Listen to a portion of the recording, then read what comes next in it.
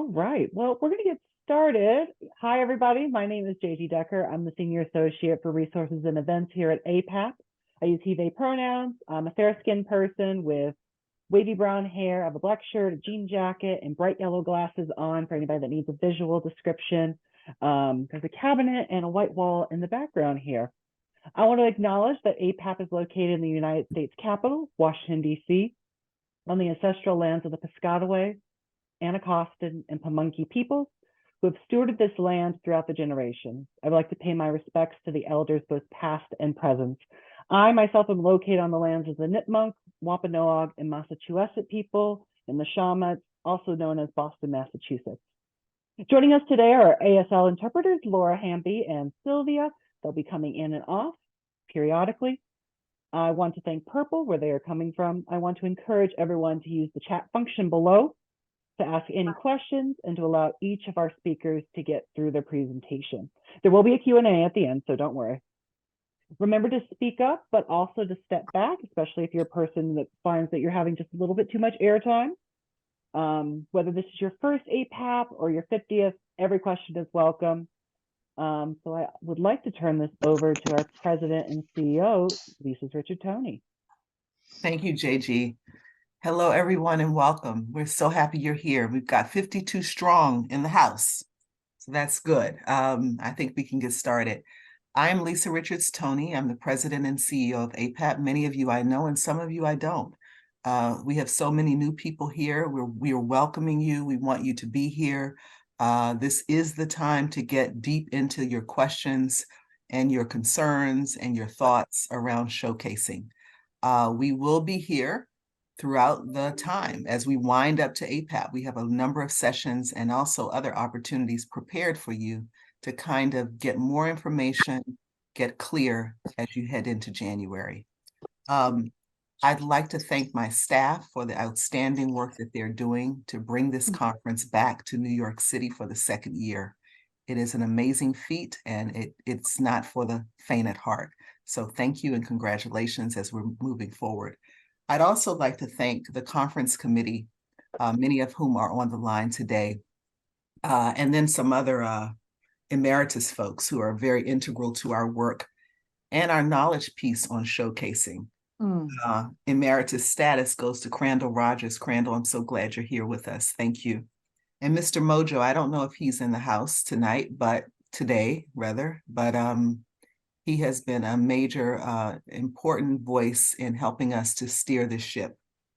Diana Tan, thank you for being here, and thank you for all of your work on the committee. Elizabeth Auer, and also Christopher Morgan. So welcome, welcome, welcome. As JG said, there's no question that cannot be asked. So please use the chat. The APAP team will do its best to respond as quickly as possible. And also please use the raise hand feature if you have questions. Thank you for being here. I turn it over to Krista. Thanks, Lisa. Hi, everybody. I'm Krista Bradley. I'm Director of Programs and Resources at APAP. It's so great to have so many of you here. And we're excited to spend the next hour and 15 minutes or however much time we actually have allocated for this with you. We're going to talk about a lot of things, but I just want to echo Lisa's comments about our accessibility and our dedication to making sure that the conference and the people that are attending it are fitting your needs, that you feel well prepared and supported leading up to that. And I'm just going to say, if you're not on mute, can you please mute yourself? Because I think we're hearing a lot of background noise. Thank you. And so this is your membership service organization, and APAP NYC is a signature part of what we do, but it's not all that we do. But year round, we're here for you to be able to connect you with the colleagues and the business and the community that you're a part of. And we look forward to actually walking you through a number of things today. So I'm going to turn it over to my colleague, Neo Narner Madison, to walk us through the agenda. And I'll be back shortly to talk a little bit more about what is APAP and what to expect. Thank you, Krista, and greetings to everyone. Today, we'll be talking about APAP NYC, and showcasing at APAP NYC, providing some information on how to purchase showcase listings and how to create showcase listings. And we'll share some information on how to navigate SwapCard while creating your showcase listings. And that will be followed by best practices for showcasing advanced preparation. And we'll be hearing from our experts, conference committee members, and veterans in the field. And that will be followed by Q&A, which, because we are in a meeting, will give everyone the opportunity to lift up your questions live and hear feedback from our panel. And with that, I'll turn things back over to Krista. Thanks. So what is APAP NYC? It's the world's largest gathering of the performing arts, presenting, booking, and touring industry. That's what it is. And it's also the annual members conference of APAP, the Association of Performing Arts Professionals, the national service and advocacy organization for this industry. It happens once a year. It always happens in New York City. And next year's dates are January 12th through the 16th. Most of it happens on site in terms of the meetings in the expo hall at the New York Hilton at 53rd and 6th Avenue. But the conference is also across the city, because so many of our showcases that take place happen across the city and in various boroughs, not just at the Hilton.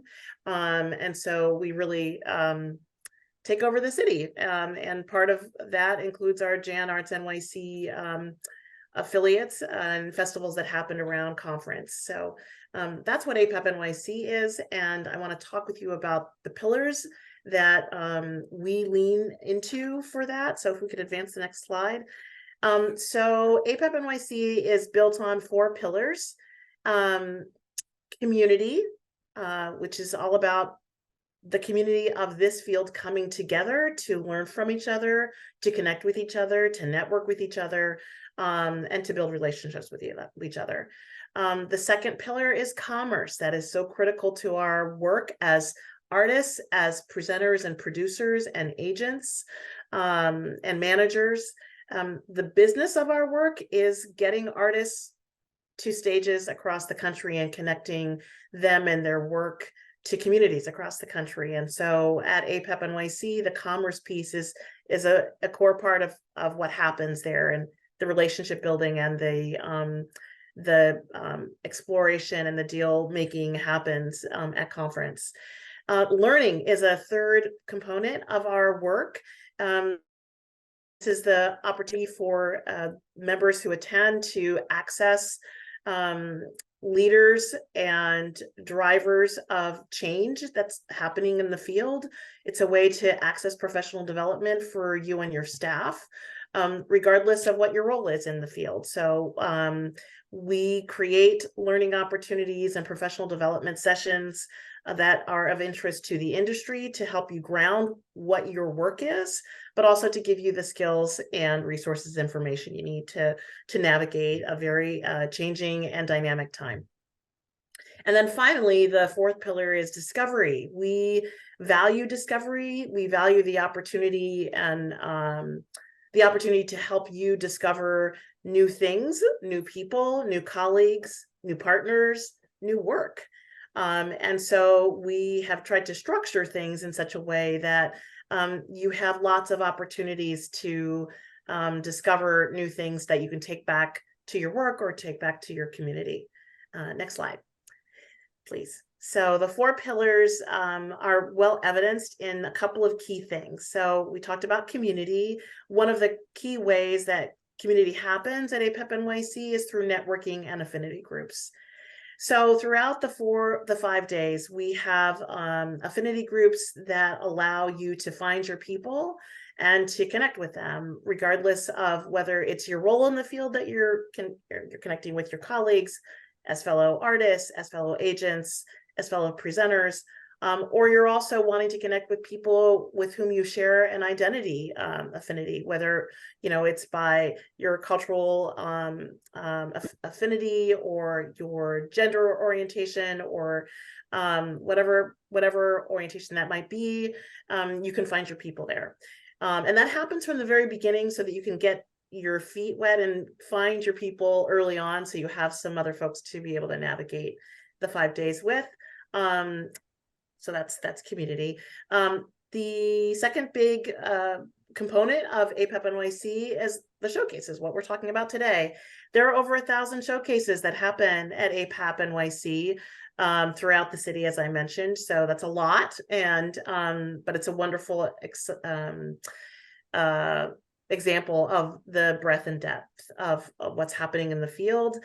Professional development, as I mentioned, that's part of the learning that we offer. And then the commerce piece is the EXPO Commons. It's the rooms and floors of the Hilton where there are many booths and artists who have booths and agents and managers who are hosting booths and talking to presenters, and a lot of conversation happens there before, during, and after showcases. So it's a great place to be able to connect with people maybe who have seen a showcase, or to learn more about other artists that are self-represented. In addition to those core activities, we have some key highlighted events that happen at APAP NYC. Up next is a pitch session that is curated that happens Friday afternoon. It's already the opportunities have already been put out there, and we've already curated and selected those. So there are 18 works that are ready to tour that people will learn about. On that day, we'll have artist discovery sessions, which are opportunities for artists and presenters and producers who have an affinity around particular work to connect, whether it's works in progress that are not quite ready to tour, or maybe there are works and ways of working within community that those folks share. So we'll be providing ways for people to find and connect with each other around those affinities. 5 Minutes to Shine is a celebration of innovation in our field. So it's a great way to showcase different ideas that are happening, and those happen during the plenaries, and we'll be putting a call out for anybody in the field to submit a 5 Minutes to Shine idea. Those are also selected and curated. And then on Monday, this year, as in many years, we are on MLK Day. And so we'll be honoring the day in a number of different ways, both through service projects where people who have worked in the field can get an opportunity to connect with those who are thinking about joining this field. And then we have a signature breakfast, the APAP Honors, which highlights all the people that have really made a substantial difference and contribution to the field. So MLK Day is that Monday is a great day to be able to celebrate leaders in the field and service in the field, and then be able to even give back if you'd like. So I think that's the end of my bit. I'm going to turn it back over to Neo, I think, to talk about showcasing and requirements. Neo? Thank you again, Krista. Hello again, everyone. So yes, of course, to showcase at the APAP NYC conference, you must first be a member. You should register for the conference. In order to purchase a showcase listing, you do have to be registered. Showcase listings are $10 per listing, and you can list as many showcases as you wish. Next slide, please, JG. Okay, showcasing venue options. Our conference is at the Hilton Midtown in New York City. We have showcasing venues available within the Hilton. There are producers that you can reach out to directly regarding showcasing options at the Hilton. Crandall Rogers, who you'll hear a bit from later, is supporting APAP with fielding inquiries from first-time artists interested in presenting a showcase. We'll pop Crandall's contact information in the chat for those that wish to follow up on showcasing at the Hilton, and for any other inquiries you may have regarding showcasing. Showcasing outside the Hilton does happen in many venues. As Krista mentioned, they are all throughout the city of New York. We usually have over 1,000 showcases associated with the conference. I will now pop a link in the chat to our showcase listing guide that's housed on our website. It's kind of midway down on the page. This is not an exhausting guide of venue options. These are venues that we have collected information for over the years, as the showcases are independent for APAP. So I will pop that in the chat now, and I'm going to pause, and I'm going to invite JG to share a bit about the showcase listing creation process within SwapCard. Perfect. Thank you, Neo. All right. Oh, let's give me a second here while I share my screen. So we're going to go through a few different forms here today that you're going to find over your time with submitting a showcase here for APAP NYC 2024. After this meeting, everybody will be invited to the SwapCard platform, but you'll also be receiving this list if you've purchased a showcase thus far. This is our showcase listing submission form. We're departing away from what we've used for the past two conferences and going back to something that we found when we used it in 2021 when we were a virtual conference and actually implementing it for an in-person conference. So I've already pre-filled this form so you can kind of see what some of the details that we're going to be asking you for. Of course, we're going to be asking for your name, the time that you're going to be performing this. Remember, our conference is from the 12th to the 16th and those shoulder days in between. So you can list it from then between the 11th to the 17th. We'll ask basic information, artist name, description, if you're in the Hilton, if you're in a different space in New York. I just want to quickly also depart from this to show you the showcase venue listing guide that Neo was showing us. It is on our website. We are currently updating this. If you know anybody that would like to be included on it, please let us know. You'll respond with different information here, whether it's your genre, subgenre, whether you require an RSVP, your booking range, contact name, specifically who are they going to be contacting, your website, and your showcase listings. Once you upload this, this will be uploaded and edited by staff onto the SwapCard platform. And it's going to look a little bit something like this. No way. So this will actually be found on the SwapCard platform underneath showcases. Unlike last year where it was kind of hosted on a different website, it's completely in-house for this one. So you'll be able to go through, favorite it, add it to your My Events, so that when you're going to the conference, people can add it in as well. You will also have the ability to attendance track. So if someone comes to your showcase and they have their badge on, you can scan it so that you can reference it later, who came to it, so you can follow up with them as well. Importantly, you'll also be receiving this list, which is an edit form. As it happens, things change, we get it, the title changes, the picture doesn't look right, maybe you've changed venues. We'll be sending you this so that you can list your edits, and we'll be uploading those as well. Usually staff will be doing this between three business days to a week or so leading up to the conference. Do note that there are deadlines with this that Neo will touch upon, and I am actually going to throw it back to Neo.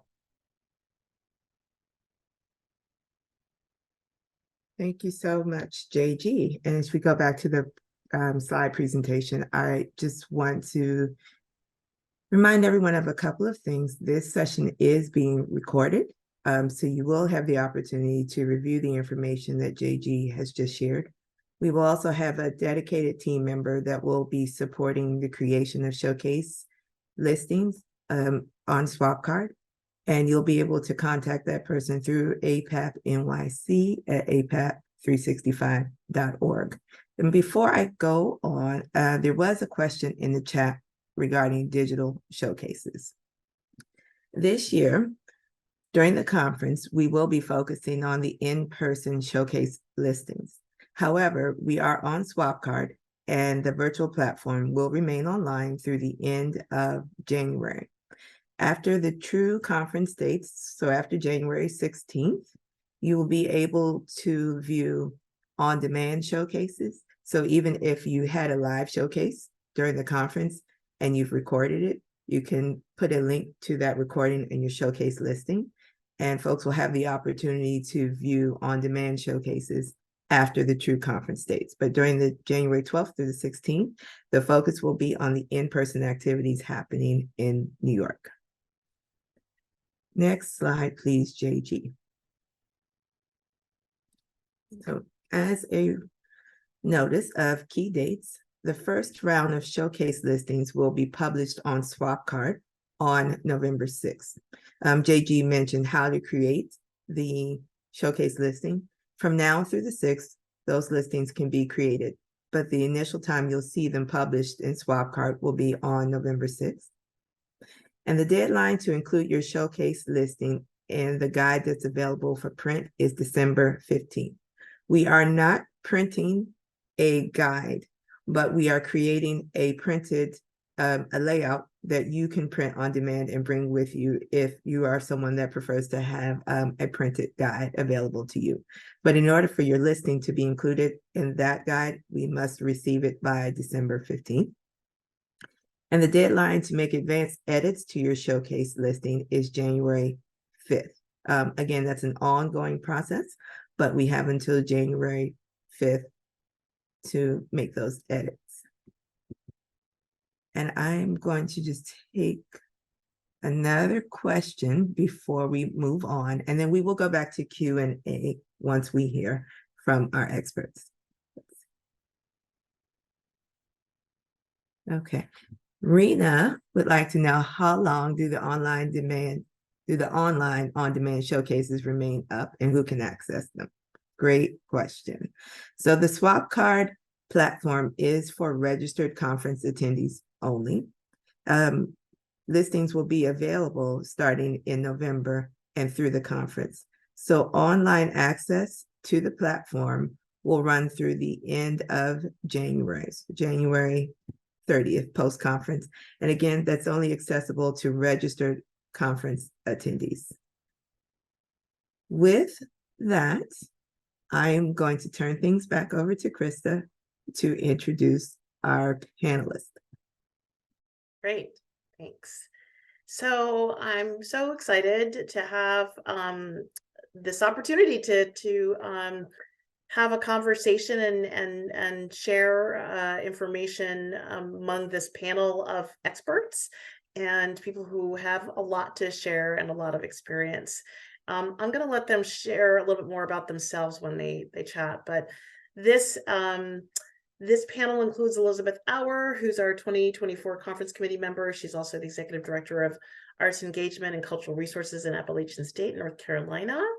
Mr. Mojo, who is also here, and I'm so excited that you're here, Mojo.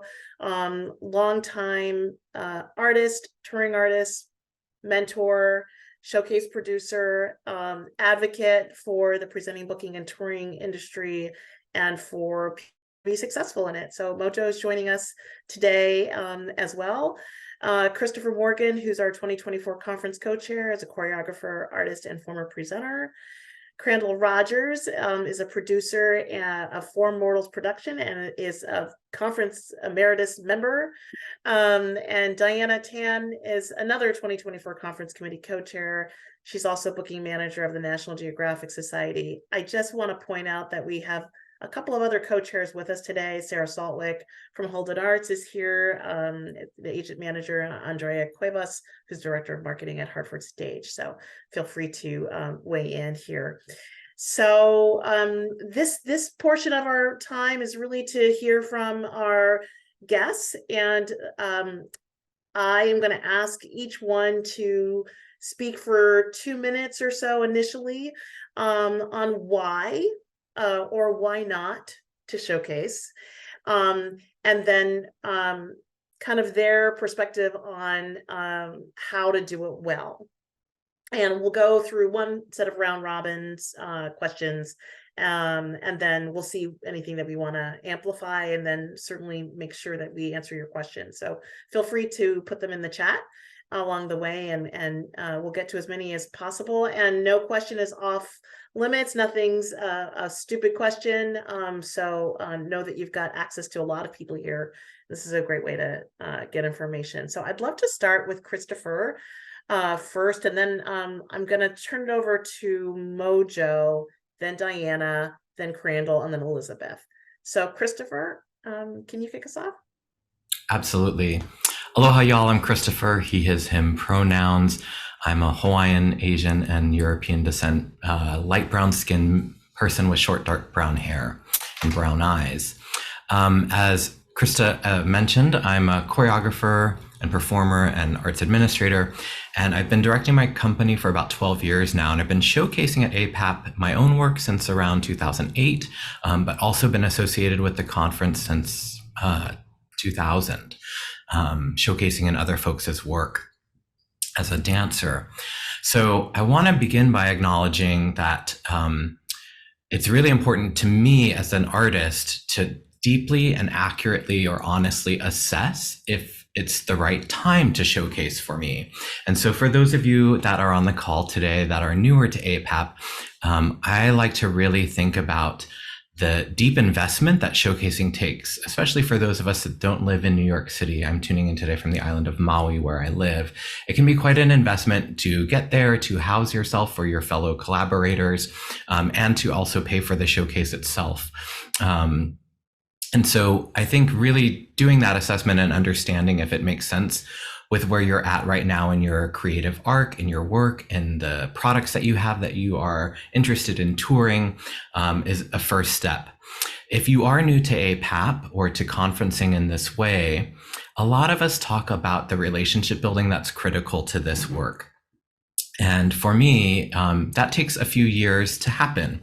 So definitely artists come and showcase and meet presenters and book gigs, but generally, I've found that that takes several conferences. You might be networking and building the relationships or fostering and deepening the relationships that you already have in 1 or 2 years. You might then pivot to showcasing if that seems like the right time. Regardless of where you're at, I find APAP to be a really valuable tool and investment for developing and showcasing and networking my work. But I'm always trying to make sure that artists are really thoughtful about that investment that they're making. In the 10 years or so that I've been showcasing my own work, sometimes I have tour ready projects that are very ready to go, that have maybe subsidies associated with some of the grants that I've received. And sometimes I'm more in a development stage. So for me, that's also part of that assessment. And then the last thing I'll say is that if you choose to showcase, and some of the folks that will speak after me can get more into those logistics, I think now and between now and the actual conference is the time to do a lot of research to understand who you want to reach out to within your existing network, to invite them to your showcase, to make sure you maximize your marketing potential, your direct content contacts, so that your investment, reaps its best value. I'm going to pass it off to the next speaker, and I'll be back later. Thanks so much. Thanks, Christopher. Mojo, would you be willing to go next and talk about your experience, about the why and how you've discovered to be good ways to showcase? Sure. First of all, I apologize to everyone. I don't know if you can hear me. I don't know if you can see me. I'm in one of my homes in the United States, the Nashville airport. But at least I'm joining you. I've been in the business since 1963. My show is in its 39th season, and showcasing has been a critical part of our selling our product and generating revenue. It's a massive investment when you showcase. The first thing I want to clarify, though, is what a showcase is. A showcase is a snippet of your performance. It's a live performance in front of an audience of buyers, of presenters, agents, and perhaps other artists as well. So it is a real performance in a physical venue. Some of the venues are conference rooms that are converted into mini theaters. Some are in ballrooms that are converted into theaters, or almost like an arena. Some are off-site in venues that are music venues. Hey, Mojo, I know that you have, why don't we'll come back to you in a second. What is the problem? Let me know what the technical. Yeah, there's some background noise of the person that's probably giving you some instructions about the flight. Oh, okay. All right, come back. Okay, thanks. We'll come back to Mojo. Diana, can you share your information about showcasing from your perspective as an agent manager? Absolutely. My name is Diana and my pronouns are she, her. I have short black, shoulder length black hair. And in my previous life, I was an agent with ECE Touring and we did a lot of showcases. I've been showcasing at APAP since 2012. And like Christopher and Mojo were saying, it is a long game. So don't be afraid if you're not getting business right away. A lot of the presenters might have limited numbers of slots that they're booking. So they are keeping things in mind and looking into the future. They might pay you for 2 or 3 seasons down the road. So definitely keep those relationships going and be very strategic and also how you're promoting your showcase. I want to level set here. And in case you don't know the difference between a showcase listing and finding a showcase room, a showcase listing is just a way to promote your showcase. So also you have to secure a showcase room, and the APAP has a great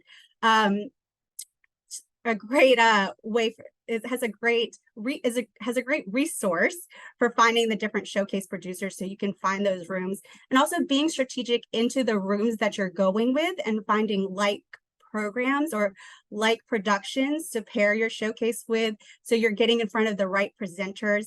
Also with promoting, making sure you're looking through the list and you're being strategic, emailing and trying to get people into your room, making sure that you're contacting presenters that align with your project, and then also not blasting all the other agents, managers, artists. So being very strategic and careful when you're promoting your showcase as well. But showcasing is great. It is a different animal. You will have people coming in and out of the room constantly. Just remember that these are seasoned buyers.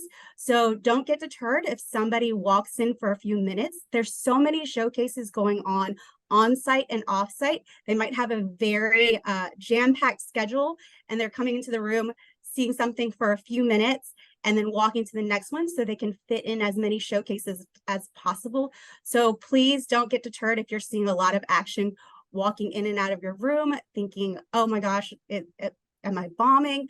They could just be on their way to another showcase and they only need a few minutes to assess whether or not that this program is going to work in their space. Also, along those lines, you never know if they are booking for one venue or multiple venues. So just keep that in mind and think of your showcase as a live sizzle reel. So you want to catch their attentions right off the bat.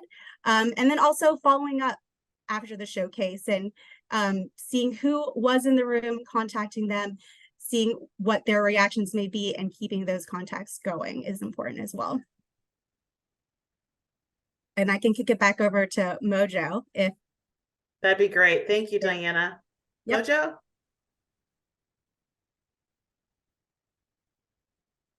Mojo, are you? Okay. Yep, there you go. Yeah, okay. I don't know if you can see me or not, but I'm in a more isolated. We can. Okay. All right. I apologize for the shades. It's very bright in here. To follow on the thought I was expressing when I had to stop, it is very important to understand the difference between a physical showcase in a venue, be it a hotel room or a real venue outside. The key thing is the physical performance is the showcase. The showcase listing, as was mentioned by Diana, is really just an ad for a showcase. So it is not a showcase itself. It's just a listing of a showcase that's taking place. So that's real important. The value of showcasing is enormous because basically you're doing a snippet of your product to give people a reason to book you. I always encourage people to use what I call the sandwich technique. You only have 15 or 20 minutes maximum, sometimes less. So you want to hit them hard, you want to grab their attention, and then you want to melt their hearts, and then you want to hit them hard on the way out so they remember you forever. Deanna's points were really important in that a presenter, a buyer may come in and just look at you for 60 seconds to make a decision. So there's always transition in the room. The room is being turned over constantly. When you go to showcase, you really need to think it through. It's a huge investment if you're going to produce your own. It's a huge investment even if you're just going to show up and rent space from a showcase producer who knows how to do the production. It's a brutal process. It takes close to a year for a producer to develop a showcase room for you. And I encourage you to list yourself with Crandall, show your interest early, like now, because the showcase rooms will fill up quickly that are produced by the seasoned producers. If people don't see you perform, they don't know what you can do. The sizzle reels are great. They should be part of your package in your swap card listing. But unless they see you perform live, they aren't going to know what you're capable of. The most important thing to realize is that you are only doing a subset of your production. You're not coming into a theater. You're going to have to convince your audience, who are buyers, that your show is worth buying by performing to your maximum skill and talent, despite the production you may find. There are a variety of different production levels. Crandall produces almost like you're walking into a theater. In my room, we produce really good basic production, and your talent must shine beyond the production, because nobody's coming in my room. They're not coming to see the production, they're coming to see the talent. If you don't showcase, then they're not going to know what you're doing. So I encourage you to think it through. It's an investment, but also check the marketplace, what you're worth. You should be able to return your entire investment in a showcase with a single booking. That's always my recommendation. Please reach out. All of us are here to mentor you, and we welcome your contact at any time. We're always here. Thank you, Mr. Mojo. Really appreciate that. I'm going to turn this over to Crandall now, who's here as a showcase producer and a first contact for many folks that are interested in showcasing. So, Crandall, can you share what your wisdom around the why and how to best showcase? Sure, I'm happy to do that. My name is Crandall Rogers. I own a company called Four Mortals Productions. We are a showcase production company. I am going into my 27th year of showcasing at APAP. So I have kind of a different view on it than a lot of people do. It's a very historically informed view. I've seen many changes in the cycles of showcasing in the course of 27 years. So one of the things I think is important to address, based on something that was said earlier, the question about video, the virtual showcases. Be aware that the majority of showcase producers do not film their showcases. So if you want to have a showcase that you can post as a virtual showcase to be up through the time that APAP does those, you usually have to bring your own video in and video your own showcase. In terms of showcasing, I think I am a huge proponent of showcasing. I think showcasing is hugely important for every piece of our market. I do think that the point everybody has made about are you showcase ready is probably the largest question to ask yourself. And that is really a personal choice and a personal decision. But I think that APAP and showcasing in APAP comes largely down to managing expectations. And it's very easy to think there's 1,000 people at APAP and 500 people are going to come see my showcase and 150 people are going to book me. And that's just not the way that it works. And if you make a personal goal, I tell everybody that talks to me, if you're okay, if you went to a showcase and you did a showcase and you spent the money and you did the investment and you had 5 people in the room, would you go home feeling okay about that? And if your answer to that is no, it may not be the right time for you to showcase, because if you're going to be very discouraged by a small turnout, that small turnout may not be a negative. It may be 5 people who really wanted to see you and who all are going to wind up booking you. But if your head is in an expectation that's unrealistic, you are guaranteed to not be happy with your outcome. I think having individual goals for APAP for a showcasing artist is very important. If you, for instance, are somebody who has you got a big scope in the East Coast, you work a lot in the East Coast and the mid-Atlantic region, you don't work much in the Midwest, and you make your goal for APAP, I want to open conversation with Midwest presenters. I want to target a group of 30 or 40 presenters that I'd really like to open that conversation door with. And you go into it that way with an achievable goal that you have made up for yourself, and you go into your marketing and all of that, have a hugely successful conference, and you can go out of it really happy. So a lot of it, I think, is about managing expectations. And in terms of where do you showcase, there are a multitude of rooms. There are some rooms that are genre specific. You may be a concert pianist, say, and you decide that you want to do a showcase. Your choice of rooms is going to be narrowed down greatly by the fact that you're a concert pianist and you need a baby grand piano. There may only be 3 rooms out of 8 that have a baby grand piano. So some of your things on choices of room are going to be based on production in the room, availability of things that you need to be able to have your art show in the best way. And some of it is just about talking to producers and finding what feels good to you. When you talk to somebody and you feel like you're speaking the same language as the showcase producer, and you really feel like they understand what you're trying to achieve, you will know when you found the right showcase home. Like when you talk to people, you will know. The other thing that I stress to people that are new particularly is the presenters, by and large, there are some who are looking for development projects, but by and large, most of the presenters are looking for tour-ready acts. And that means that you need to be tour ready. You need to know how to build a tour. If you're not working with an agent, if you are self-dressed, you need to know how to build a tour. You need to know how to build a route. You need to know what materials you have to have with you at APAP to give the presenters what they need. So you need to be at a point in your career where pitching to this market for your act makes sense. You could have an incredibly beautiful act, but it might not be right now for the type of presenter that is at APAP. And all of us, Mojo, myself, Gail Shickley, people at APAP, a lot of the showcase producers, we are totally willing to spend as much time as needed on the phone with you guys, answering questions and kind of giving you different viewpoints to make that decision on, are you tour ready? Are you showcase ready? Building your showcase, I agree with what everybody else has said. When you build a show, you tend to think, dynamic build and hit them with the big finale at the end. Showcasing, you got 60 seconds maybe to have somebody decide if they want to stay and watch a little bit more. So you want to go in really strong to that 15 minutes. And I would echo again what everybody said about the in and out.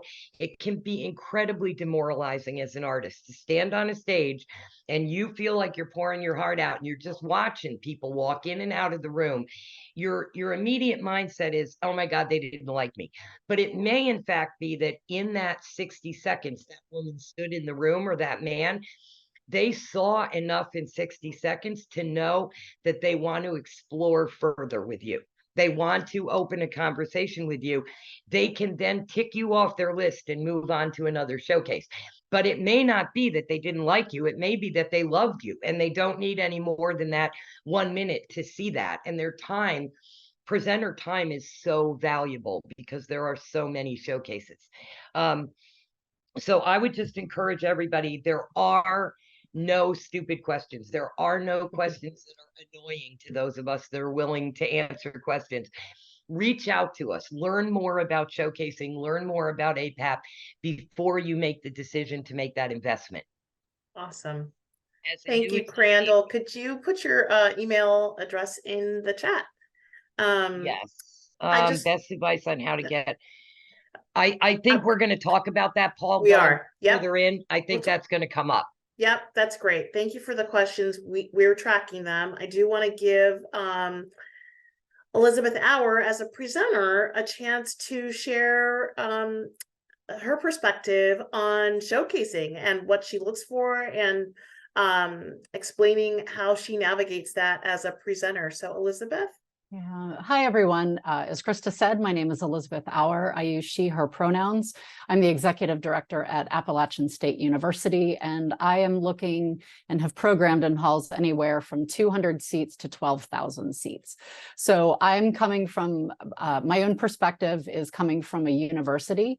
There are many people, these presenters are coming from small communities that may book 3 events a year, who may be booking 300 events a year. So it really, as it's been stated, and I think I'm actually going to be repeating a number of these things, but I think it's important to know that as a presenter, we're also feeling and hearing these same points, and it's really just stressing them. As a presenter, we are the worst audience members ever. We're the ones who are getting up, going back out, thinking about multiple things. If we're not smiling, it's because we're really tired. I'm usually starting about, I'm trying to run first thing in the morning, going into meetings, all sorts of activities, and then doing the showcases. Both they're on-site and off-site. I attend both. Please know that as presenters, we recognize the limited tech that's available.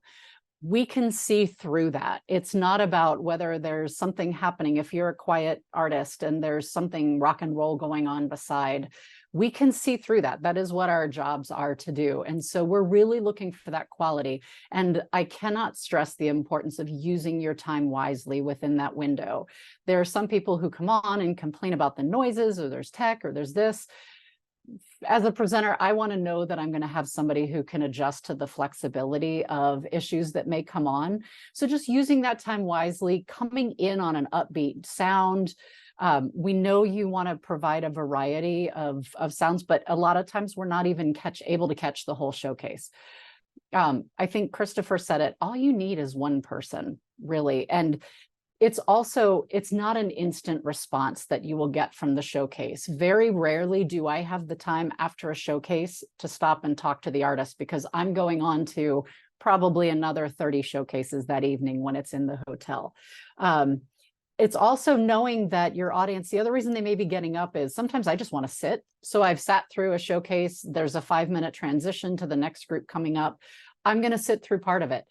I have booked artists that I had not even planned on seeing because of all of these points that I have already pointed out, that I've said, wow, these are great. I had actually 2 that are on the season for the following season based on last year's APAP. There may be somebody who's not right for me, but they're right for another venue. I'm aware of other venues to say, I just heard this group, and presenters talk to each other and they'll say, hey, who have you seen or heard at these showcases that I should look at? Because again, there's so many that are available that we want to use other people as resources. Some of us are programming 4 months out, some are programming 4 years out. So just keep that in mind, having up-to-date information on the Swap Card app, because I do go back to that after APAP, that you're just inundated with information that a lot of times it takes about a week to get that information.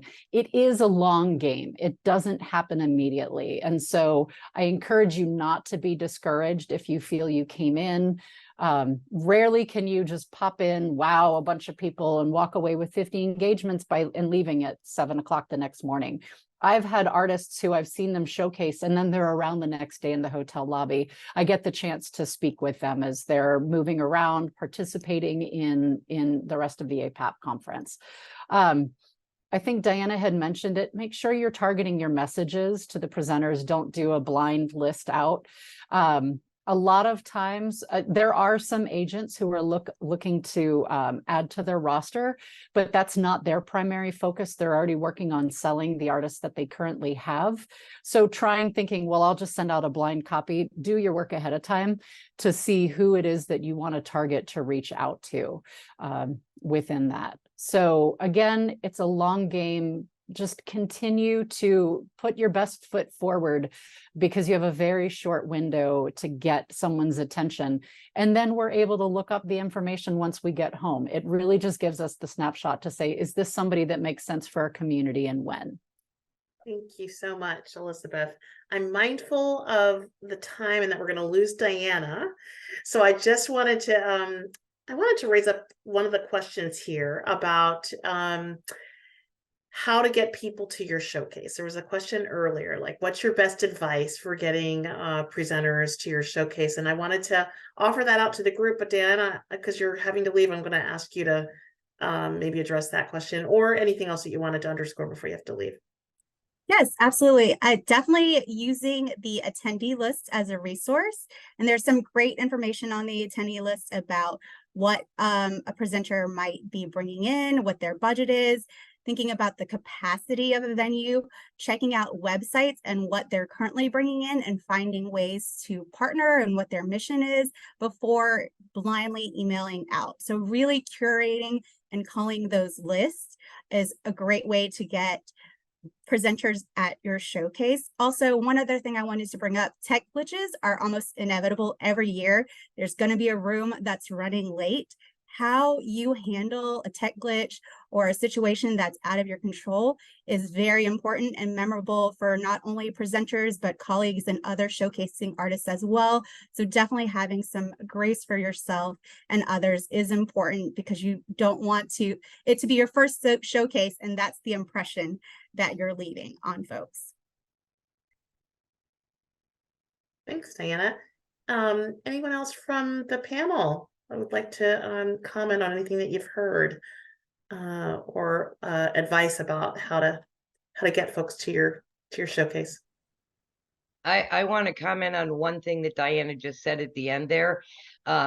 If you are considering showcasing at APAP, you should think about the fact that you are showcasing from the moment you walk in the front door of the Hilton until the moment you walk out to go home.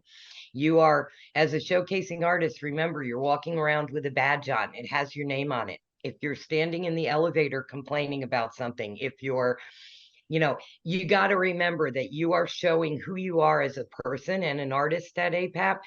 And you're a performer, so you kind of got to be on all the time. You got to remember that if things happen that frustrate people, but Diana's right. How you handle that moment, what you're showing a presenter in that moment is, if you handle it gracefully and beautifully, you're showing a presenter that if something happens in their venue when you're there, you're going to handle it gracefully and beautifully. If you throw a tantrum, what you're showing the presenter is you're going to throw a tantrum at their place if something goes wrong.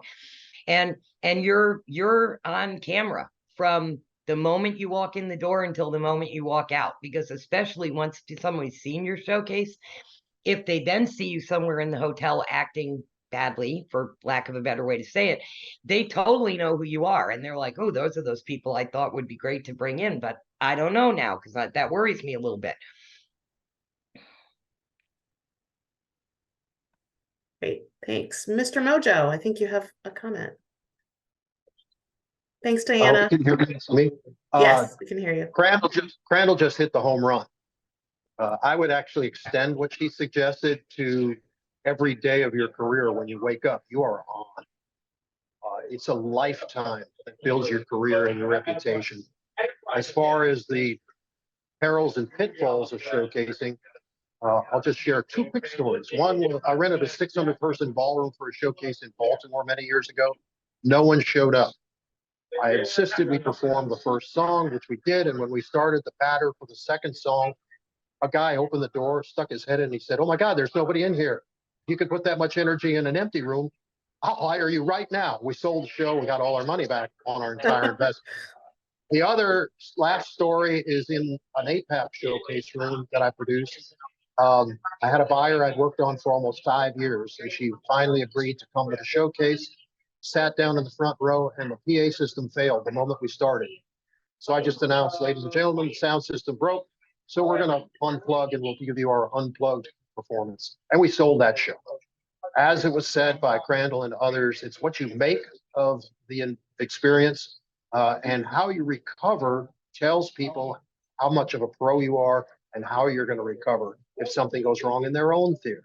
So I encourage you, take the perils and pitfalls and take the chance, make a difference, let people see what you can do.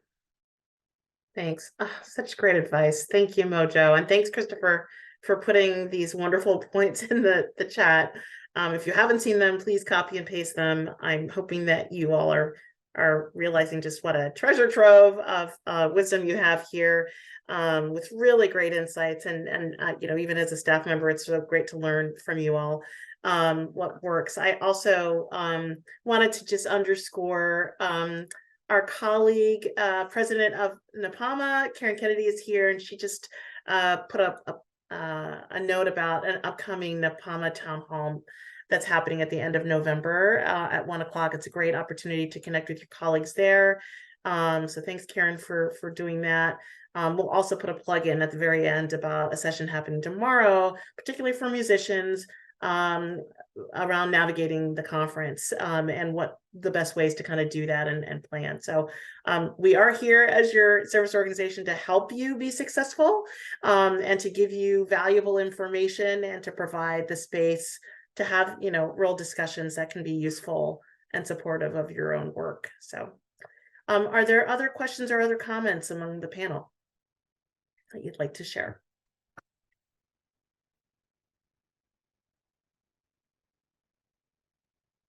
Great. We still have time left, Krista? We do. I'm just going to give Andrea Cuevas, our one of our co-chairs, an opportunity to mention a couple things from a different perspective, I think, of the people that come to conference. So Andrea, please feel free to respond. Yes, these folks are definitely the experts on putting showcases together and attending them. I just wanted to add from my perspective, I'm a marketer. I come to showcases. I love them, but I'm not the booking person. I'm not the programming person. So don't be offended if you have other people like me who wear a community engagement hat or and they want to see what you're doing. They want to experience what the audience is doing. They might take notes to bring back and think about their marketing strategies for the show that's coming. But don't be offended if they don't take your materials, if they don't engage with you. They want to make sure you can focus that energy on the people who do matter, who will make that return on your investment. Thank you so much. Krista, can I Yes. add on top of that? Please. You know, as a presenter, I'm having other staff members come to a lot of these showcases as well, and board members. And what I'm doing is saying, okay, it's not whether you like this or not. It's about whether you think this works for our community. I know there are artists who I will go to their showcase, and because I absolutely love them, and I know it will be me and like 6 people in the audience if I was to present this, because it's not right in my market.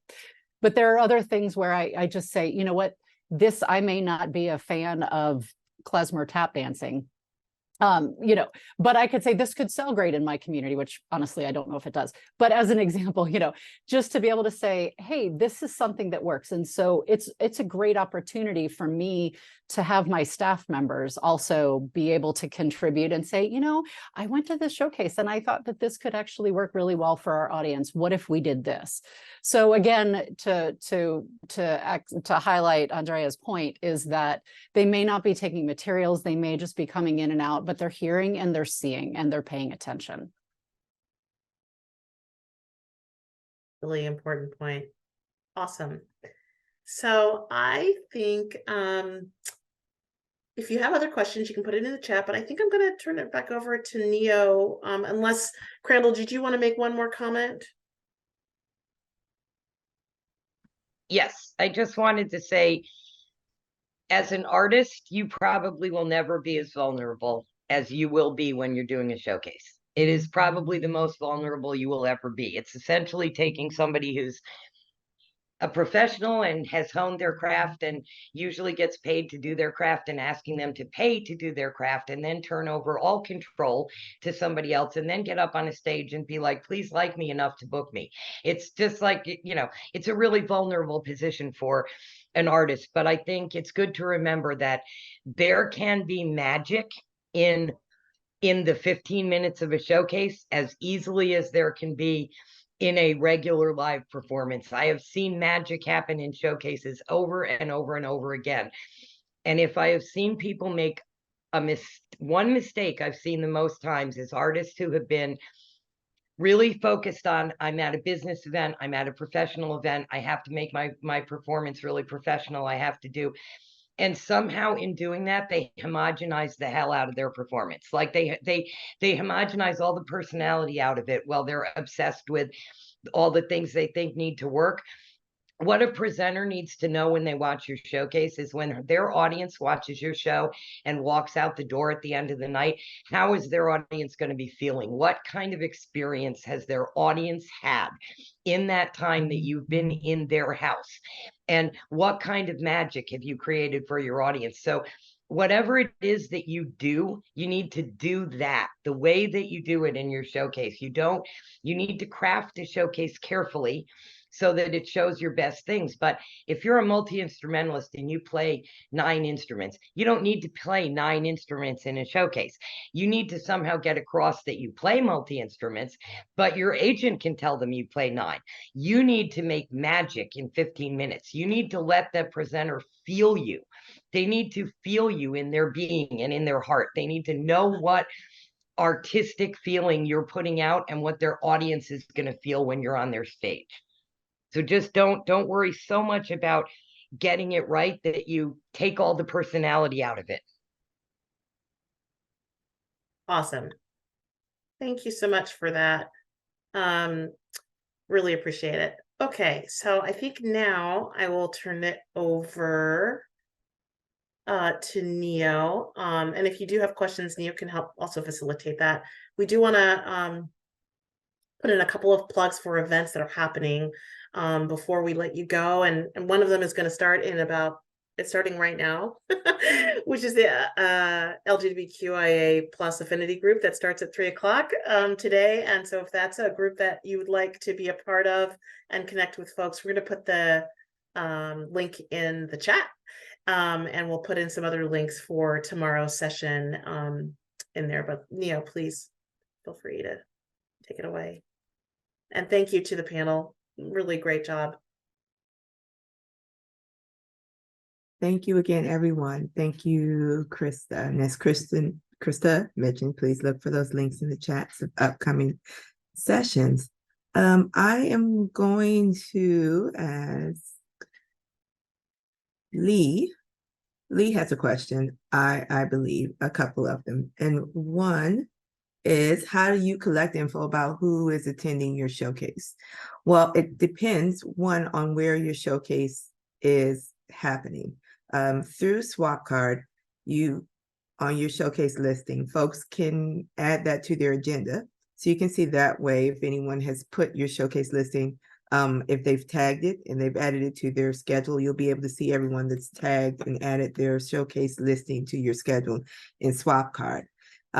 However, in terms of what's happening on site at the venues within the Hilton, your badges, and you can scan badges of those coming into your showcase room. At the outside venues, you may not ask everyone to wear a badge coming into your showcase room. If you do, you can scan them. You can also have sign-up sheets within the room. So that question kind of depends on where you're showcasing. Let's see. I think Christopher was piggybacking on that comment, but your badges at the conference will have a QR code that can be scanned. So that would have your contact information. And again, links back to your profile in SwapCard. And let's see. Julio has a question for Elizabeth specifically. Let's see. Thank you so much for being here. How much marketing do you get from artists ahead of time? What's attractive and what's a turnoff?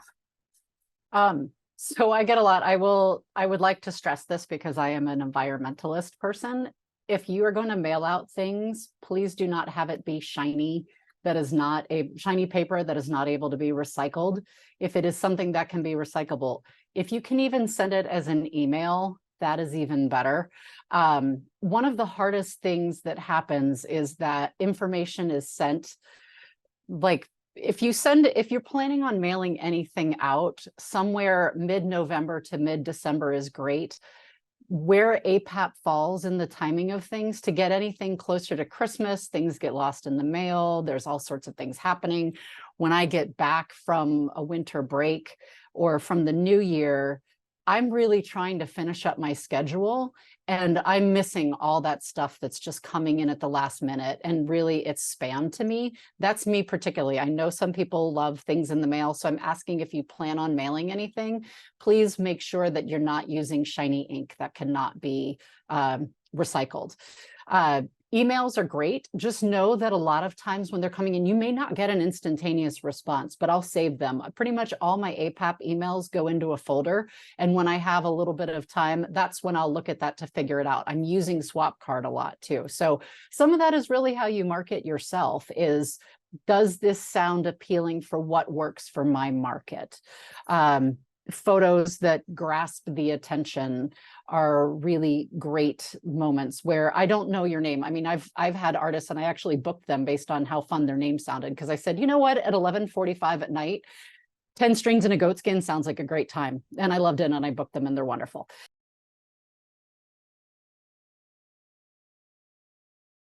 Elizabeth, you're muted. I got excited with my hands. Sorry about that. So just making sure that your description of who you are and what you do best represents your talents and your skills for what you do, because we may, a lot of times I'm actually triple and quadruple booking myself for showcases because it all depends on where I can get to. But then I also have it saved in the system. I can go back and I do a lot of research on my own. So making sure that your website or your Facebook or your Instagram is up to date when you're getting ready to go to APAP, because those other resources are being looked at. I hope that helps. Thank you, Elizabeth. And I'm going to ask everyone, if there are additional questions, please raise your hand using the raise your hand feature. And actually, I can answer the silly beginner question also from Julio. Is there an expectation from presenters that an act will be packaged already with final poster design, graphics, etc.? Absolutely not. We're really just coming in to say, we're getting a snapshot of what you do and saying, hey, let's begin this relationship. So what we want to know is, a lot of times we might be coming back saying, what's your fee? What's the date range of when you're touring?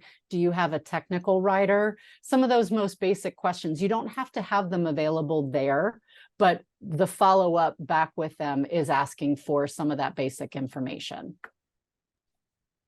Thank you, Elizabeth, again. Yael, hello.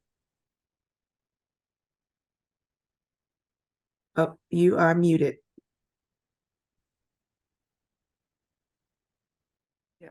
Thank you very much, everybody, for the information. I also attended last week, and it's really good. I'm going to sign up to APAP, and I'm considering to do a showcase. I have two questions. One of them is, what if if I manage to get into Up Next? Because I wasn't accepted to the first round, but they're going to do another round of Up Next applications that are more socially involved, I believe. So let's say if I get into that one, does it make sense to also do a showcase, or is it like a showcase? Yeah. Is it Yael? Am I pronouncing your name right? Yeah. Yes, precisely. It's a great question. Is your work ready to tour, or is it in development and you're working to actually create in ready partnership? To tour. It's ready to tour. So the socially engaged work roundtable that we want to do on Sunday, it's really an opportunity for people to connect around that type of work, and it's more relationship building.